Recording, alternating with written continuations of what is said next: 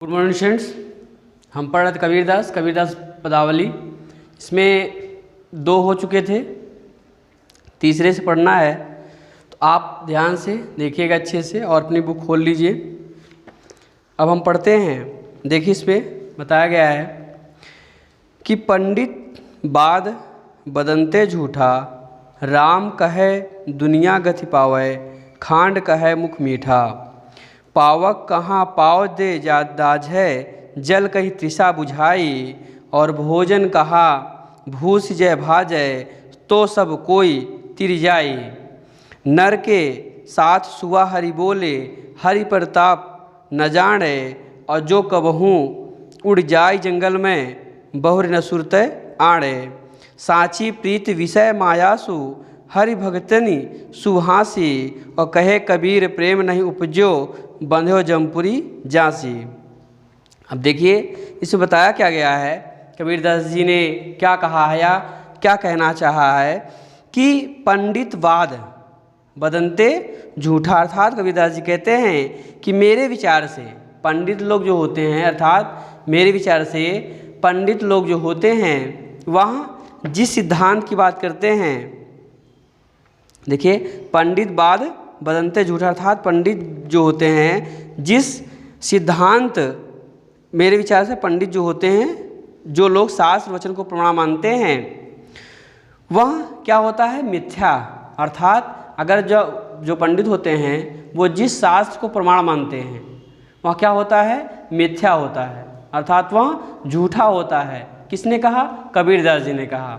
आगे वो क्या कहते हैं देखिए कि मेरे विचार से शास्त्र ज्ञान सत्य नहीं होता, अपितु अनुभूति ज्ञान सत्य होता है। अर्थात उन्होंने क्या कहा कि मेरे अनुसार जो ज्ञान होता है वह सत्य, यानी शास्त्र ज्ञान सत्य नहीं होता, बल्कि क्या होता है जो ज्ञान अनुभूति पे मिलता है, अनुभव के आधार पर मिलता है, वो क्या होता है सत्य होता है। केवल वाक्य ज्ञान से मुक्ति नहीं मिलती है, अर्थात केवल वाक्य से बोल देने से मुक्ति नहीं मिलती है, बल्कि क्या होता है मुक्ति कब मिलती है? जब उस चीज़ का हम अनुभव करते हैं, अनुसरण करते हैं, अनुभव करते हैं, तब उस चीज़ से हमें क्या होता है मुक्ति मिलती है। आगे देखिए कि राम कहे दुनिया गति पावै। अब देखिए वो कहते हैं कबीरदास जी, अगर राम कहने से, देखिए कि राम कहे दुनिया गति पावै, अगर राम कहने से दुनिया गति पावै, खांड कहे मुख मीठा था। उन्होंने क्या कहा? कबीरदास जी ने कहा कि राम कहने से, केवल राम का कि क्या राम कहने मात्र से दुनिया के लोगों को मोक्ष मिल सकता है? क्या राम कहने से, सिर्फ राम के बोल देने से, राम कह देने से व्यक्ति को मोक्ष मिल सकता है? हाँ। और क्या खांड का है मुख मीठा था। खांड मतलब होता है शक्कर, या आप गुड़ शक्कर कह सकते हैं, शक्कर कह सकते हैं। तो खांड का है मुख मीठा, अर्थात खांड कहने से क्या शक्कर बोल देने से मुख में मीठापन आ जा सकता है? नहीं, यहाँ सत्य नहीं है, बल्कि क्या है असत्य है। खांड का है मुख मीठा, पावक कहा पाव दे दाज है। अर्थात कहते हैं कि क्या केवल वाक्य कह देने से ही ज्ञान से, वाक्य के ज्ञान से ही मुक्ति नहीं मिलती है, अर्थात यहाँ ध्रुव सत्य है। राम कहने मात्र से दुनिया को मोक्ष नहीं मिल सकता है, और खांड कहने पर से भर से मुख मीठा नहीं हो सकता है। आगे देखिए उन्होंने क्या कहा कि उसी प्रकार से कि क्या पावक कहा पाव दे जा, अर्थात क्या अग्नि कहने से ही पैर जल जाते हैं। देखिए दाजे मतलब होता है जल जाना। जल कही तृषा बुझाई, अर्थात क्या जल कहने से ही प्यास बुझ जाती है या प्यास शांत हो जाती है? नहीं, ऐसा नहीं है। जब तक देखिए, जब तक हम अग्नि को, यानी अग्नि में पैर को नहीं रखेंगे, तब तक हमारा पैर क्या है नहीं जलेगा। या हम आग का अनुभव नहीं करेंगे, या हम आग को महसूस, अग्नि के तपन को महसूस नहीं करेंगे, तो हमारा पैर नहीं जलेगा। उसी प्रकार से अगर हम सिर्फ जल का नाम ले, प्यास लगी हो आपको बहुत तेज़ी के साथ में, और आप जल का नाम ले लीजिए, तो क्या प्यास शांत हो सकती है? नहीं हो सकती है। अगर ऐसा हो जाए तो व्यक्ति क्या है, कोई कर्म नहीं करेगा, वह अकर्मण्य हो जाएगा, अर्थात बिना कर्म का हो जाएगा वो। और वह कर्म करना बंद कर देगा। क्यों? क्योंकि उसे कोई भी चीज़ बिना कर्म के ही मिल रही है, तो कर्म क्यों करेगा वो, है ना।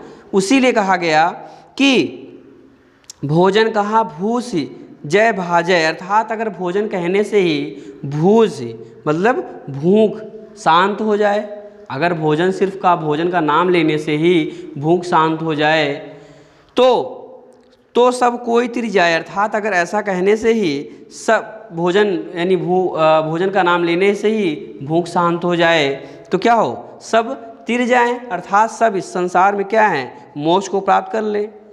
आगे कहा उन्होंने कि भूख तो तभी शांत होगी जब भरपेट भोजन कर लिया जाएगा। भूख तभी शांत होगी जब हम भोजन कर लेंगे, खा लेंगे। अब आपके सामने थाली रखी है या आपके सामने थाली ना रखी हो, सिर्फ भोजन का नाम ले लीजिए, भोजन भोजन भोजन, क्या भूख शांत हो गई? नहीं हुआ। जब तक हम भोजन करेंगे नहीं, जब तक हम खाएंगे नहीं, है ना। जैसे मान लीजिए कोई बोला कि सेब बहुत मीठा है। अब सेब मीठा तो है, लेकिन सेब कब मीठा, जब आप खाएंगे ना, कि सिर्फ सेब का नाम लेने से मीठापन आएगा कि हाँ सेब मीठा है। उसी प्रकार से कहा गया कि उसी प्रकार भूख तो तभी शांत होगी जब भोजन कर लिया जाएगा, भरपेट भोजन किया जाएगा। आगे देखिए उन्होंने कहा इसी प्रकार राम से मुक्ति तभी मिल सकती है जब हम राम का स्मरण करेंगे, जब हम राम का क्या अनुभव करेंगे, राम की भक्ति करेंगे, तभी हमें राम मिल सकते हैं। आगे देखिए नर के साथ सुबह हरि बोले हरि प्रताप न जाने, अर्थात नर के साथ मनुष्य के साथ में तोता जो होता है वहाँ भी क्या होता है, वहाँ भी बोलता है, हरि का नाम लेता है। अगर जो तोता होता है उसे आप रटा दीजिए तो वहाँ रट्टा मारते मारते क्या करता है, वहाँ ईश्वर का नाम लेना शुरू कर देता है। तो ईश्वर का नाम लेने से क्या उसको ईश्वर मिल जाते हैं या ईश्वर को वह अनुभव कर लेता है? नहीं, वो तो सिर्फ शब्द वाक्य को रट रहा है, जैसा आपने बोला वैसा वो भी बोल रहा है। तो क्या वो ईश्वर को जान लेता है या ईश्वर का अनुभव कर लेता है? नहीं, उसे राम क्या होता है कोई मतलब नहीं होता। उसे तो सिर्फ आपने जो शब्द बोला है उस शब्द का वो अनुसरण कर रहा है, उस शब्द को सुन करके वही उसको बार बार दोहरा रहा है। आगे देखिए हरि प्रताप न जाने जो कबहू उड़ जाए जंगल में बहुरिना सुरत आड़े, अर्थात अगर कहते हैं कि अगर उसे एक बार अगर आप पिंजड़े से मुक्त कर दे, एक बार अगर आप उसे पिंजड़े से मुक्त कर दे तो क्या वहाँ पुनः आ सकता है वापस पिंजड़े में? नहीं।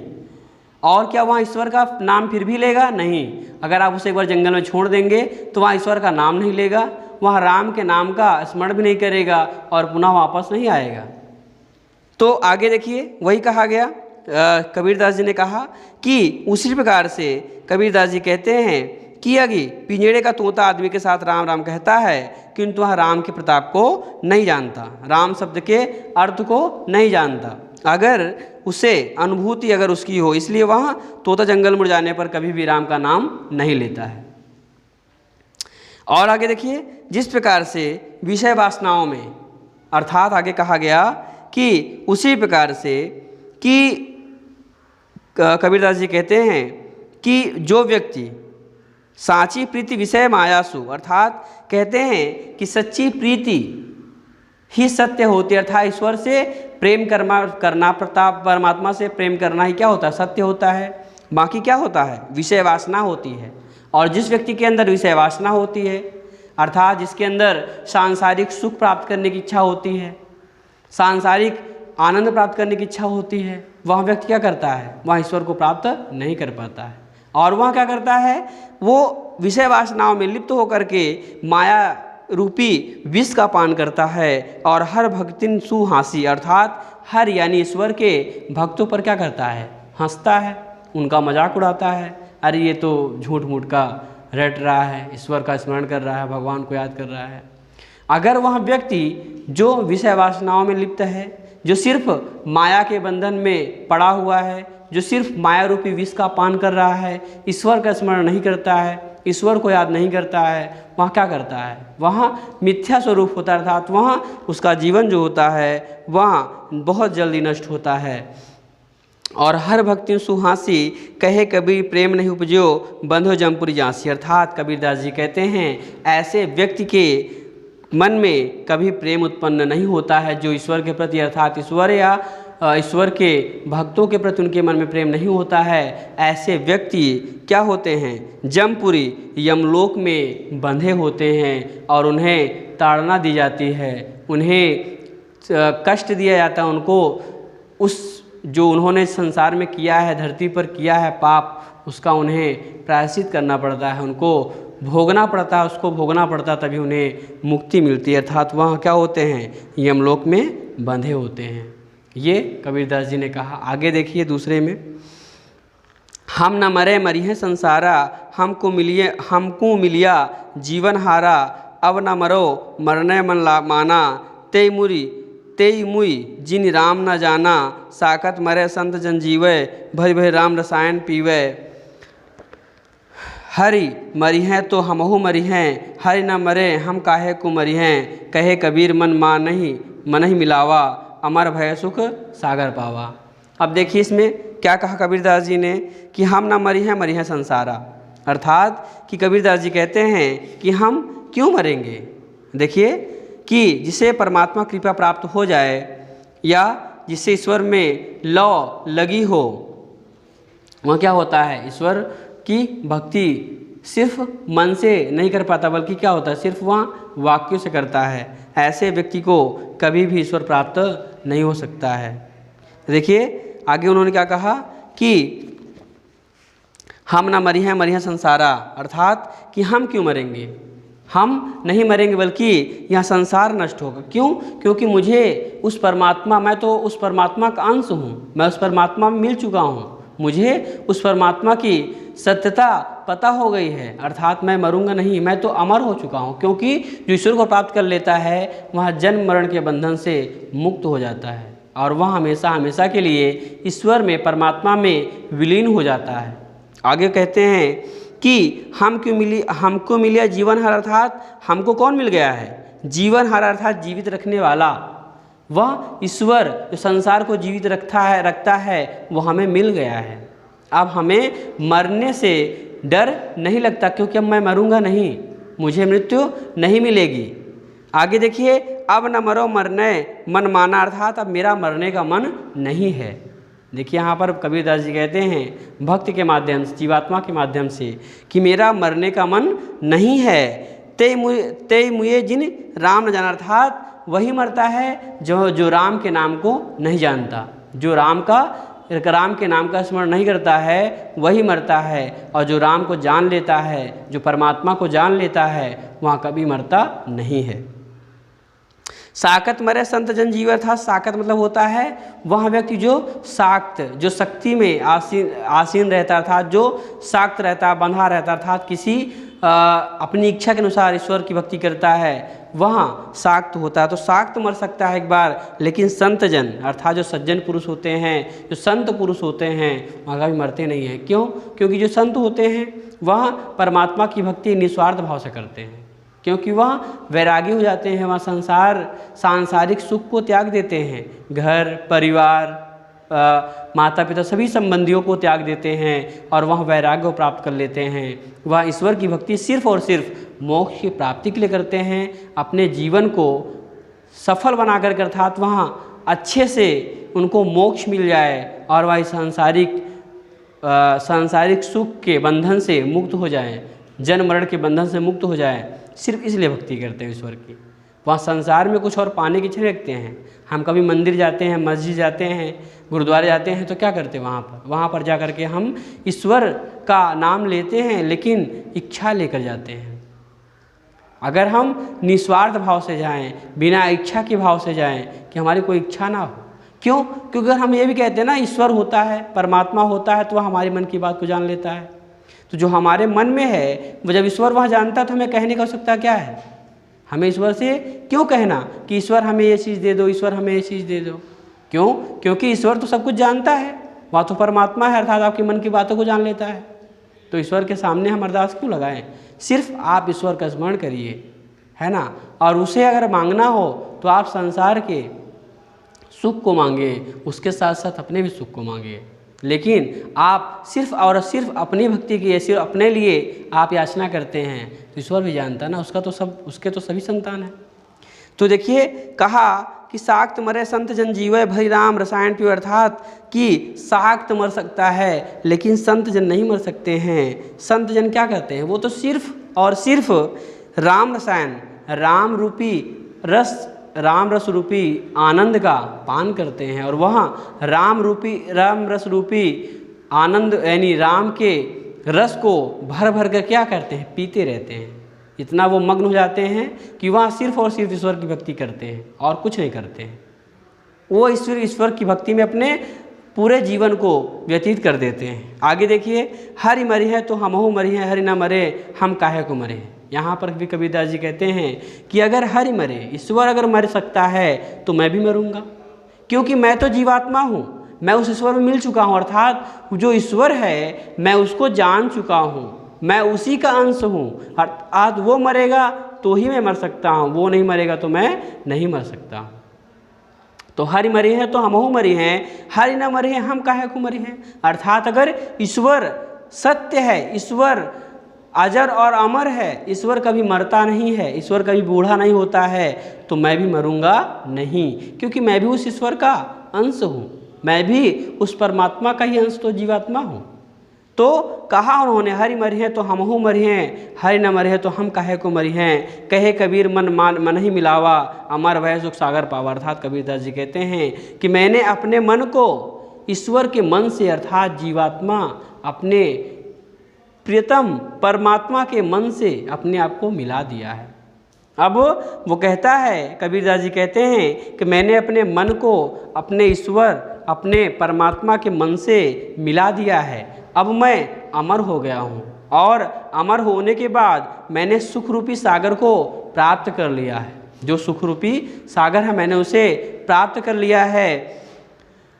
आगे देखिए, नेक्स्ट है, अगला है कि काहे रे नलनी तू कुम्हलानी, तेरे नाल सरोवर पानी, जल में उत्पत्ति जल में वास, जल में नलनी तोर निवास, न तलि तपति न ऊपर याग, तोर हेतु कहूँ कासन लाग, कहे कबीर जे उदिक समान, ते नहीं मुए हमार जान। अब देखिए इसमें क्या कहते हैं कबीरदास जी, काहे नलनी तू कुम्हलानी, अर्थात यहाँ पर कबीरदास जी दो बातों को रखते हैं। पहले वो कमलिनी के बारे में, कमलिनी का मतलब, नलनी मतलब होता है कमलिनी को कहा गया है ना। तो काहे नलनी तू कुम्हलानी, अर्थात हे कमलिनी, या कमल के फूल को कहा गया कि हे कमलिनी तुम काहे कुम्हला गई हो।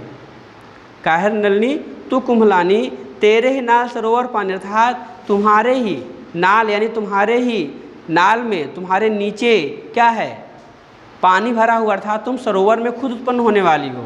अर्थात जिसके पास हमेशा जल होता है, जिसके नीचे नाल में, नाल मतलब होता है जो उसके नीचे का भाग होता है, कमल के फूल आप देखते हैं कभी, उसमें जो नीचे का भाग डंठल होता है उसको बोलते हैं नाल।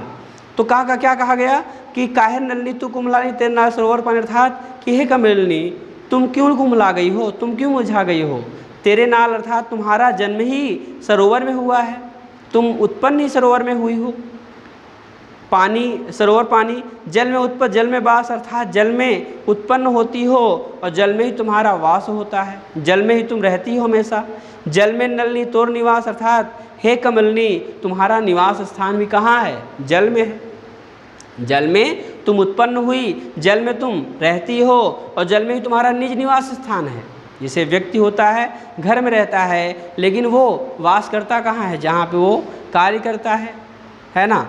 तो इस प्रकार से उन्होंने कहा कबीरदास जी ने कि जल में नलनी तोर निवास, ना तली तपति ऊपर याग, तोर हेतु कहूँ कासन लाग, अर्थात कि ना तल में तुम्हारे तपन है, तल मतलब नीचे के भाग में, क्योंकि वहाँ जल है तो शीतलता है, ठंडक है। तो क्या कहा गया कि तुम्हारे नीचे भी जल नहीं है और तुम्हारे ऊपर भी क्या है, तपन नहीं है, आग नहीं है, न तुम्हारे ऊपर ही कोई आग है, क्योंकि वो जल में वास कर रहा है ना। ऊपर क्या है, ऊपर आकाश है, लेकिन वहाँ से उसके ऊपर आग तो नहीं बरस रही है। तो क्या कहा गया, न तल में तपन है न ऊपर तुम्हारे आग है, तोर हेतु कहूँ कासन लाग, अर्थात कहते हैं कि तुम्हारा कासन मतलब किससे लगाव लग गया है, अर्थात कि तोर हेतु मतलब प्रेम, अर्थात तुम्हारा प्रेम किससे हो गया है, किससे लग गया है। कहे कबीर जे उदिक समान, अर्थात कबीरदास जी कहते हैं कि जो स्वयं उदिक समान है, उदिक का अर्थ होता है उदय होना अर्थात जल से है। तो जो कहे कबीर जे उदिक सम अर्थात जो स्वयं जल में रहता हो, जो स्वयं जल हो, ते नहीं मुझे हमार जन अर्थात कहते हैं ते वो कभी मरते नहीं हैं। यह हमारे जान अर्थात हमारे यह समझ में अर्थात मैं यह जानता हूँ कि जिसका जन्म जल में हुआ है, जिसके पास हमेशा जल होता है, जो हमेशा जल में रहता है, वो कभी मरता नहीं है। ले अब यहाँ पर ये तो बात हो गई कमलनी की, अब जीवात्मा की बात होती है।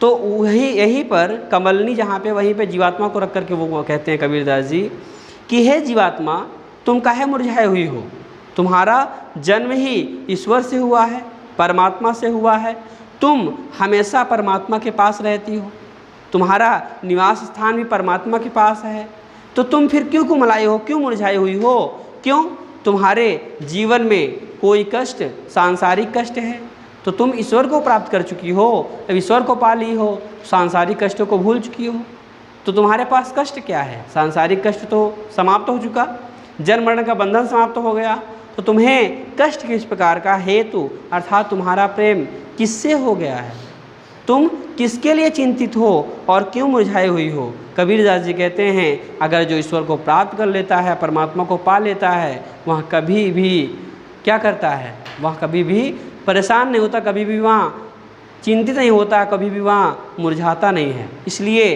कबीरदास जी कहते हैं कि पहले ईश्वर की सच्ची भक्ति करो, ईश्वर से सच्चा प्रेम करो, उसके बाद ही आपको ईश्वर मिल सकता है। और सिर्फ स्वार्थ के लिए, सिर्फ सांसारिक वासनाओं के लिए, सांसारिक इच्छाओं के लिए, अपने आनंद के अगर हम ईश्वर का नाम लेते हैं तो वहाँ ईश्वर प्राप्ति नहीं, बल्कि क्या है, वहाँ सिर्फ और सिर्फ मिथ्या है, झूठ है, जो पहले हमने बताया आपको। ठीक है, तो आप अच्छे से वीडियो देख लीजिएगा, आपको वीडियो में जो भी ना समझ में आएगा आप मैसेज करके पूछ सकते हैं, उसे फिर से बता दिएगा। ठीक है, ओके, थैंक यू क्लास।